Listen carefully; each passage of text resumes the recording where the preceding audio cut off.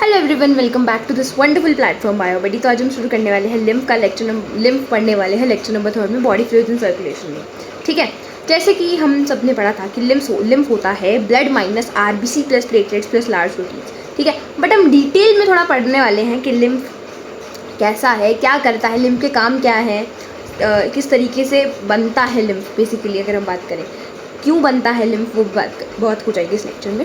जैसे कि हमने पिछले लेक्चर में पढ़ा था ब्लड ग्रुपिंग के बारे में हम पढ़ रहे थे कि भाई साहब RH पॉजिटिव RH नेगेटिव होता है, ABO ब्लड ग्रुपिंग होती है जिसमें AB और O ब्लड ग्रुप्स होते हैं। जैसे कि AB अगर हम बात करें तो यूनिवर्सल रेसिपिएंट होता है, अगर O की बात करें तो यूनिवर्सल डोनर होता है।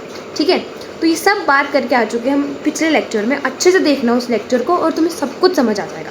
तो आज मेरा एक फेवरेट टॉपिक है इरेथ्रोब्लास्टोसिस फीटलिस, जो कि आज तुम्हारा भी हो जाएगा जब हम पढ़ रहे होंगे। ठीक है जी, तो बेसिकली आज हम उस टॉपिक को पढ़ेंगे, उसके बाद हम शुरू करेंगे लिम्फ के बारे में। ज़्यादा डिटेलिंग नहीं दी है NCERT में, जितना डिटेल में दिया गया उतना तो हम पढ़ेंगे। ठीक है, तो चलो स्टार्ट करते हैं लिम्फ के बारे में। ये काफ़ी ज़्यादा मतलब तुम्हारे कॉन्सेप्ट को क्लियर करने वाली चीज़ है, जो तुम्हारे इरेथ्रोब्लास्टोसिस फीटलिस को समझने की जर्नी को बिल्कुल ही आसान बना देगा। देखो, सबसे पहले क्या है, पर्सन 1 है जो कि RH पॉजिटिव है, तुम्हें दिख रहा है डायग्राम में। पर्सन 1 RH पॉजिटिव है और पर्सन 2 RH नेगेटिव है।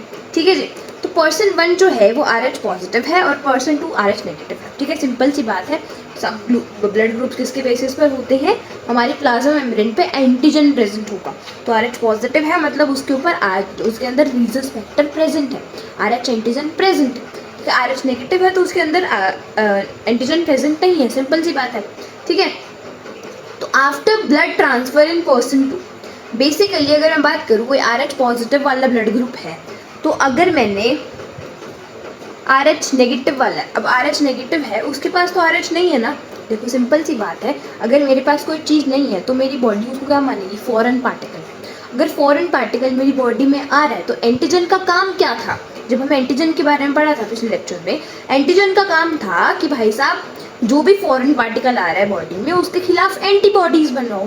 तो RH नेगेटिव वाला तुम्हें नहीं लगता है एंटीबॉडीज बनाएगा पॉजिटिव के खिलाफ, सिंपल सी बात है। तो पॉजिटिव के खिलाफ एंटीबॉडीज बनेगी RH नेगेटिव वाले में, बिकॉज उसके पास RH नाम की चीज़ है ही नहीं। ठीक है, तो उसके लिए फॉरेन पार्टिकल हुआ, एक फॉरेन चीज हुई RH पॉजिटिव। ठीक है, तो बेसिकली अब एंटीबॉडीज बनती कैसे हैं उसके बारे में बात करते हैं। जैसे कि हमने पढ़ा था बीटा सेल या बी सेल बोल सकते हैं, बी सेल के बारे में, प्लाज्मा बी सेल्स। ठीक है, तो सबसे पहले एंटीबॉडी ने एक्टिवेट कर दिया प्लाज्मा बी सेल्स और इफेक्टर सेल्स को। ठीक है जी, जो कि प्रोड्यूस करती है anti-RH एंटीबॉडी। अभी इस केस में हमारे पास क्या है, anti-RH एंटीबॉडी है। ठीक है, अब हमने मेमोरी बी सेल्स भी पढ़ी थी जब हम लिम्फोसाइट्स के बारे में पढ़ रहे हैं। तो मेमोरी बी सेल्स क्या है, stored for the future. Memory मतलब मेमोरी बनाकर हम स्टोर कर लेंगे कि अभी देखो फर्स्ट ट्रांसफ्यूजन हुई, पहली बार क्या हुआ, तुम्हारे पास एक ब्लड आया, जैसे कि मैं पॉजिटिव हूँ, यहाँ पर ये वाले एग्जाम्पल देते हैं, मैं नेगेटिव हूँ। ठीक है, तो वेट, तुम्हारा ब्लड ग्रुप है B नेगेटिव, अगर B पॉजिटिव ब्लड आ गया तुम्हारे अंदर तो पहली बार क्या होगा, कुछ नहीं, इतना ज़्यादा फर्क नहीं पड़ेगा कि सिंपल सी बात है, पहली बार ब्लड आया है तो हमारे बॉडी में एंटीबॉडीज बनेंगी और उसको आराम से ख़त्म करेंगे। ठीक है, अब अगर दूसरी बार भी ऐसा हुआ कि B पॉजिटिव ब्लड आने लगा तो अब क्या होगा, हमने पहले से ही एंटीबॉडीज़ बनवाई थी पिछली बार जब हमने उनको फाइट करने के लिए जो एंटीबॉडीज़ बनाई थी, अब उसको किस तरीके से बनवाना है, उसके बनवाने की हमारे पास मेमोरी है, मेमोरी बी सेल्स। ठीक है, तो अगर B नेगेटिव वाले में B पॉजिटिव ब्लड दोबारा से आया, मतलब पहली बार में तो हमने बनवा के ये सब कुछ किया, ठीक है, दूसरी बार के लिए हमने उसको memory as a memory store कर लिया कि हमें ज़्यादा काम धाम ना करना पड़े। हमें क्या करना है, मेमोरी बी सेल्स को बोलना है कि भाई साहब तुम्हारे पास मेमोरी स्टोर्ड है, जाकर एंटीबॉडीज़ बनवा दो, और ये बनवा देंगे फिर एंटीबॉडीज़। ठीक है, सिंपल सी बात है।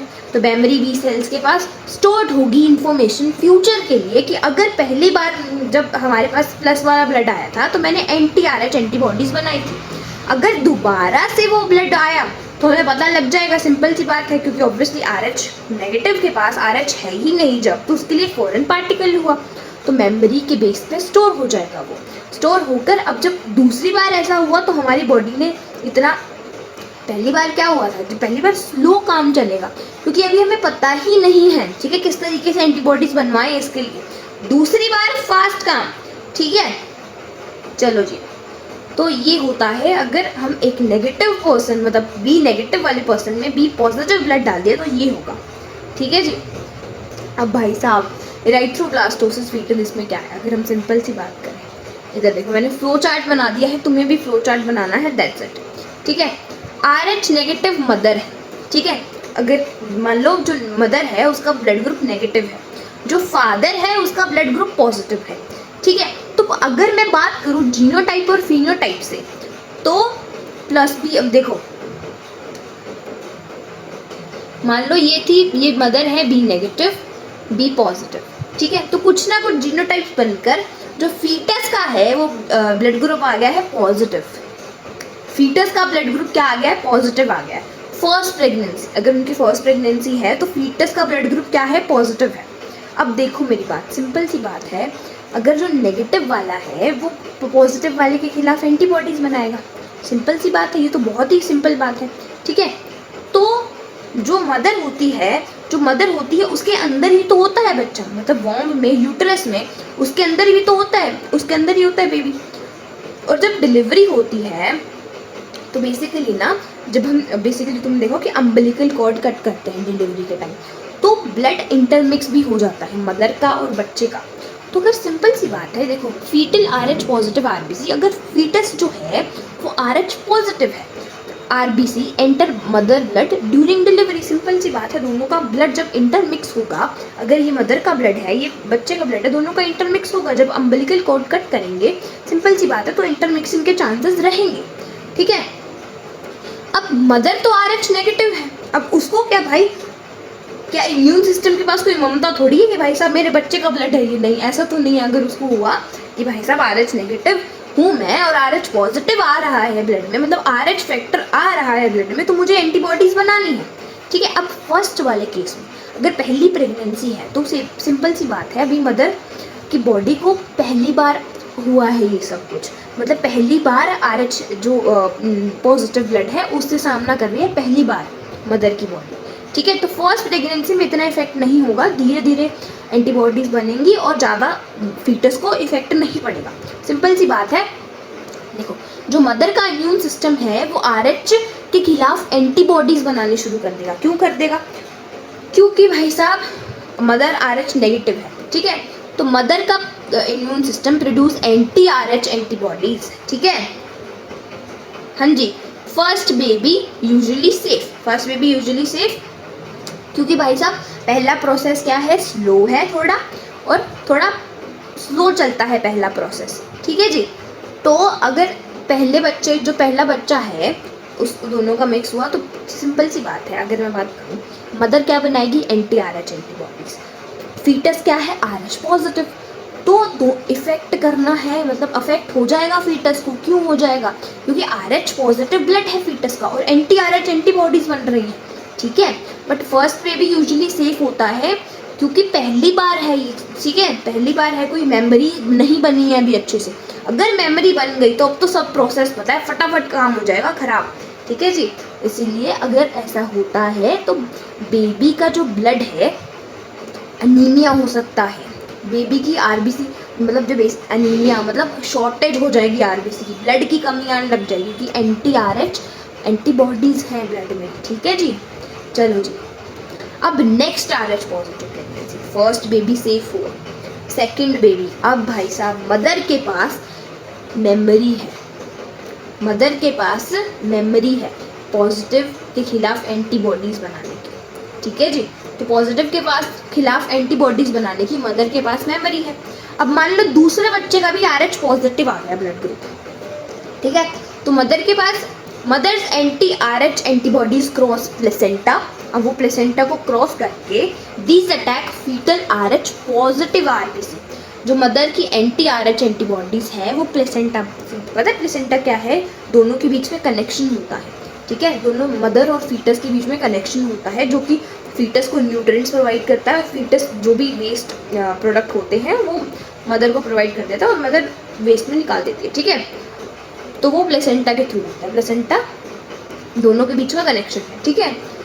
तो अब सिंपल सी बात है, प्लेसेंटा के थ्रू NTRH एंटीबॉडीज चली जाएंगी बच्चे के अंदर। अगर बच्चे के अंदर चली गई, सिंपल सी बात है, अब तुम्हारा बच्चा क्या है, RH पॉजिटिव है। अगर बच्चा RH पॉजिटिव है, मदर ने NTRH एंटीबॉडीज भेज दी हैं, तो भाई साहब बेबी का खून खत्म, ठीक है। एनीमिया हो सकता है, जॉन्डिस हो सकता है, स्वेलिंग इन फीटस बोला गया, हीमोलाइसिस ऑफ फीटल आरबीसी, मतलब जो तुम्हारी आरबीसी है वो टूटनी शुरू हो जाएगी, ठीक है जी।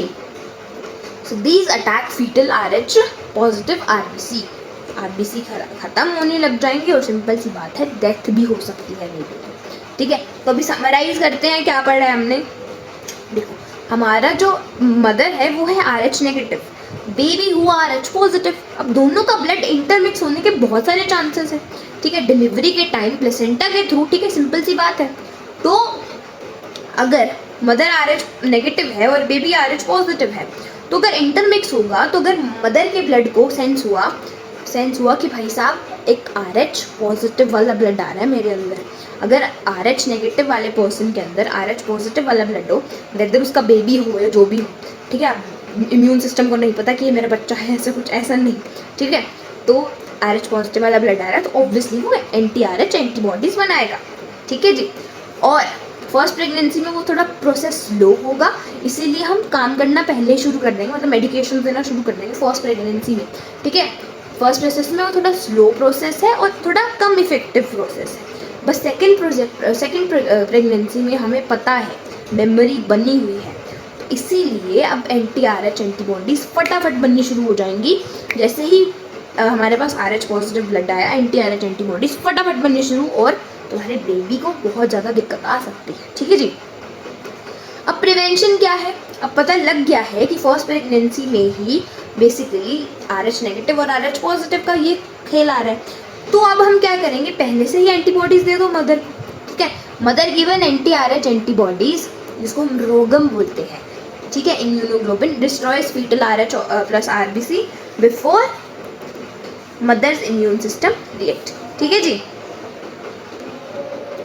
एंटीबॉडीज दे दो मदर को, ठीक है, एंटीबॉडीज दी थी जिससे हमारी mother given NTRH antibodies destroys fetal RH positive RBC before mother's immune system react, ठीक है। प्रिवेंट सेंसिटाइजेशन, मतलब वो सेंस करना कि भाई साहब अगर RH पॉजिटिव वाली RBC आने वाली है तो भाई साहब जो भी ब्लड मिक्स हुआ है उसको पहले ही मार दिया हमने, ठीक है, और हमारी मदर का जो ब्लड है वो सेंस ही नहीं कर पाएगा, ठीक है, पहले ही एंटीबॉडीज दे दी है, ठीक है जी। इस तरीके से हम प्रिवेंशन कर सकते हैं।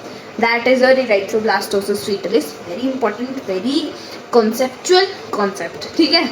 तो चलो अब हम बात करते हैं लिम्फ के बारे में। Lymph tissue fluid, tissue fluid होता है, कलरलेस फ्लूइड है, ऑल्सो कॉल्ड टिश्यू फ्लूइड और इंटरस्टिशियल फ्लूइड। इंटरस्टिशियल फ्लूइड मतलब मिडल मैन है, इंटरस्टिशियल का मतलब क्या हो गया कि भाई साहब बिचौला है, ठीक है, ऐसे मान सकते हैं। Formed by leakage of plasma from capillaries into tissues, lakes RBC but contains WBCs, mainly lymphocytes। अब हम बात करते हैं इसके बारे में, ठीक है जी। आर्टरी, देखो अब अगर हमने ये तो हमने पढ़ा हुआ है कि भाई साहब आर्टरी है ये, और यहाँ कैपिलरी का कनेक्शन बनता है, ये वेन है, ठीक है। एक और बात मैं तुम्हें बताना चाहूँगी कि जो आर्टरी होती है ना, उसके अंदर हाई पार्शियल प्रेशर होता है, और जो वेन होती है उसके अंदर लो पार्शियल प्रेशर होता है। क्यों भाई साहब, अवे फ्रॉम द हार्ट क्या लेके जाना होता है, ऑक्सीजनेटेड ब्लड, वेन क्या लाती है, डीऑक्सीजनेटेड, ठीक है, ये भी एक रीज़न है, ठीक है जी। चलो जी, तो आर्टरी के अंदर जो प्रेशर है वो हाई होता है और वेन के अंदर लो होता है, ठीक है। इस कॉन्सेप्ट से रिलेट करते हुए तुम्हें लिम्फ समझ आ जाएगा, ठीक है। तो चलो चलो चलो देखो, अब बेसिकली मेरे टिश्यूज़ को चाहिए ऑक्सीजन और CO2 देनी है वापस, ठीक है, सिंपल सी बात है। तो भाई साहब यहाँ आर्टरी से अगर हम बात करें, अब यहाँ पे कैपिलरी जो है, कैपिलरी बनी है इन दोनों का कनेक्शन, उसके अंदर भी तो ब्लड ही जाएगा, सिंपल सी बात है। ये आर्टरी लाई है ब्लड, तो ये ब्लड ही जाएगा, सिंपल सी बात है। तो कैपिलरी बनी है, अब ये है हमारे टिश्यूज, ठीक है। अब सिंपल सी बात है, कैपिलरी क्या करेगी, अपना मोस्ट ऑफ द प्लाज्मा, अब लिम्फ को क्या बोलते हैं, blood minus RBC plus platelets plus large proteins, ठीक है, मोस्ट ऑफ द प्लाज्मा बाहर छोड़ेगी। क्यों छोड़ेगी? पार्शियल प्रेशर में, प्रेशर जो है मेंटेन नहीं करना है आर्टरी और वेन का, ठीक है, तो प्रेशर मेंटेन करने के लिए, सिंपल सी बात है, ठीक है। मोस्ट ऑफ द प्लाज्मा अपना बाहर छोड़ेगी, आरबीसी अंदर रहेंगी, because lymph is blood minus RBC plus platelets plus large proteins. RBC platelets plus large proteins अंदर रहेंगे, ठीक है। डब्ल्यूबीसी जा सकती है लिम्फ में, ठीक है, डब्ल्यूबीसी जाएगी लिम्फ में, ठीक है, सिंपल सी बात है। अब देखो हमारा जो है ये टिश्यू फ्लूइड से यहाँ निकल कर जो ये टिश्यू फ्लूइड है, अब ये ऑक्सीजन प्रोवाइड कर देगा हमारे टिश्यूज़ को और CO2 वापस ले लेगा, ठीक है।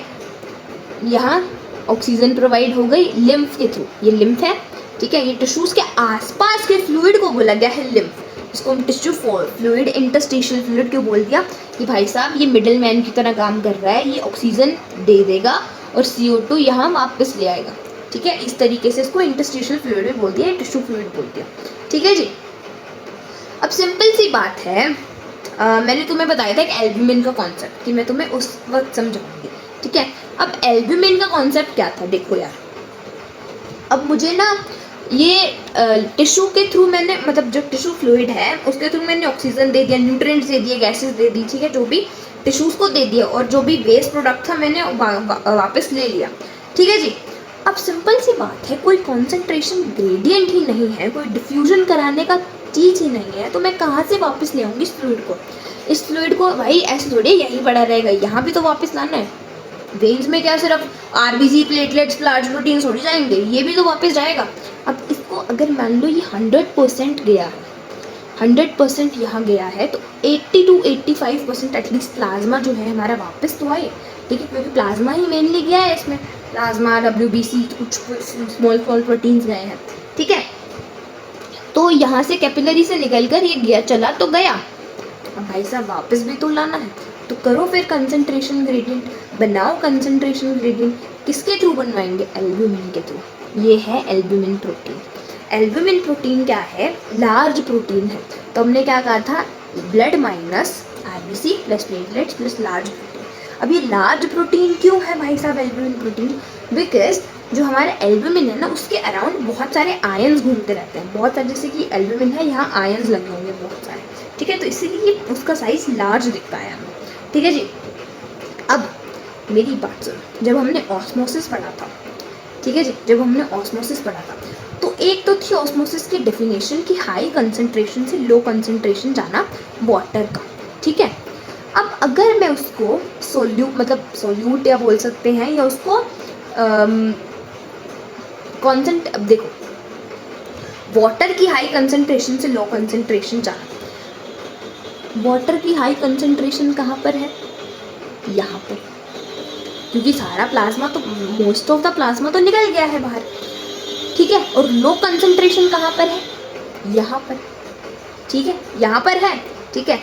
अब क्यों है यहाँ पर low concentration? Because albumin protein है, यहाँ पर इसने कंसंट्रेटेड कर रखा है चीज़ को, ठीक है, कंसंट्रेटेड कर तो रखा है, मतलब गाढ़ा कर रखा है, पानी कम है और यहाँ पर पानी ज़्यादा है, ठीक है, तो ये भाई साहब यहाँ पर वापस आ जाएगा, ये वापस आ जाएगा पानी, ठीक है, और फिर हमारा वेन्स के थ्रू आगे जैसे भी वो हम सर्कुलेशन पढ़ते हैं वो सब कुछ चलेगा, ठीक है जी। तो एल्ब्यूमिन प्रोटीन का काम क्या था? सिंपल सी बात है, अगर यहाँ पर हाई कंसंट्रेशन है किस चीज़ की, लाइक प्रोटीन्स की, कुछ ऐसी कंसंट्रेटेड चीज़ों की अगर हम बात करें, यहाँ पर हाई कंसंट्रेशन है, यहाँ पर लो कंसंट्रेशन है, तो वाटर कहाँ से मूव करना पसंद करेगा? यहाँ से, क्योंकि यहाँ पर अगर प्रोटीन्स वगैरह कम है, सिंपल सी बात है, यहाँ पर प्रोटीन्स वगैरह कम है और पानी ज़्यादा है, यहाँ पर पानी कम है पर वो प्रोटीन्स वगैरह ज़्यादा है, तो सिंपल सी बात है, वाटर यहाँ से यहाँ ट्रैवल करना पसंद करेगा, ठीक है जी।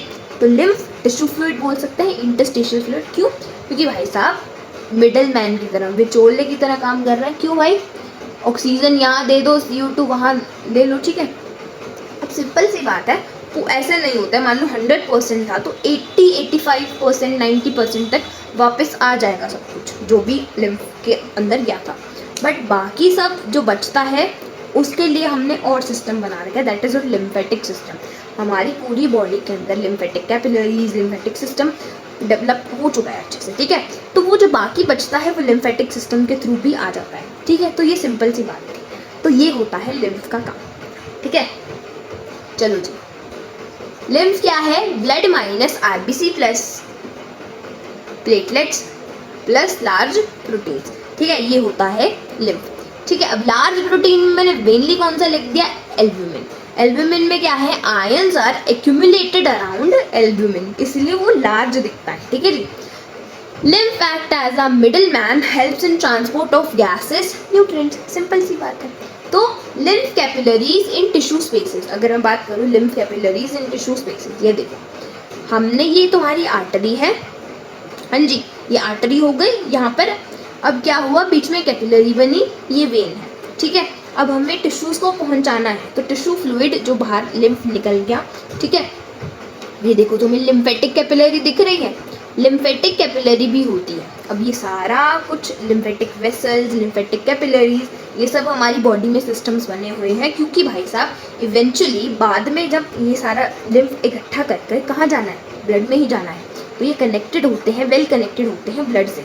तो जो बचा हुआ जो कुछ रह जाता है ना, बेसिकली क्या होता है ना, ये जो कुछ लिम्फ रह जाता है ना, ये टिश्यूज़ के अंदर फंस जाता है, मतलब इस तरीके से। तो लिम्फेटिक सिस्टम्स बनाए हुए हैं। लिम्फेटिक सिस्टम से क्या होगा? वो सारा इकट्ठा करेंगे लिम्फ को और फिर से ब्लड में मिक्स कर देंगे, ठीक है, ब्लड में ही मिक्स कर देंगे। चलो ठीक है, तो ये था लिम्फ के बारे में। अब कुछ एनसीईआरटी में पहले के एनसीईआरटी में दिया हुआ, अगर डाइजेशन वाला सिस्टम देखें, डाइजेशन वाला चैप्टर देखें तो उसमें भी दिया हुआ था, ठीक है। तो lymphatic system, network of lymph capillaries, vessels, nodes and ducts, ठीक है, सिंपल सी बात है, जो कि लिम्फ को कलेक्ट कर रही है। Lymph capillaries collect tissue fluid from spaces and then mixes into the blood, वही काम है। लिम्फ कैपिलरीज क्या करेंगी? कलेक्ट करेंगी टिश्यू फ्लूइड को और जो भी स्पेसेस में रह गया था, and then mix into the blood. अब एक लैक्टेल नाम की चीज़ होती है, क्या करती है लैक्टेल? सिंपल सी बात है, स्मॉल इंटेस्टाइन में विलाई में लैक्टेल प्रेजेंट होता है, ठीक है जी, जो कि एब्जॉर्प्शन ऑफ फैट कर रही है। लाइक सिंपल सी बात है, जो स्मॉल इंटेस्टाइन है उसके अंदर विलाई प्रेजेंट होती है, क्या होता है? एब्जॉर्प्शन का काम करती है, ठीक है, एब्जॉर्प्शन का काम करती है। तो लैक्टेल क्या है? एब्जॉर्प्शन ऑफ फैट करता है, ठीक है जी। तो आज के लेक्चर के लिए इतना ही। आई होप अच्छा से समझ आ गया होगा लेक्चर। और आज हमने इरेथ्रोब्लास्टोसिस फीटलिस के बारे में पढ़ा, लिम्फ के बारे में पढ़ा। कल हम पढ़ रहे होंगे सर्कुलेशन के बारे में, open circulatory system, close circulatory system, और सबके बारे में डिटेल में पढ़ रहे होंगे, ठीक है। सो सब्सक्राइब कर देना बायोबॉडी को और शेयर कर दो तुम्हारे फेलो नीट एस्पिरेंट्स के साथ। सो बाय।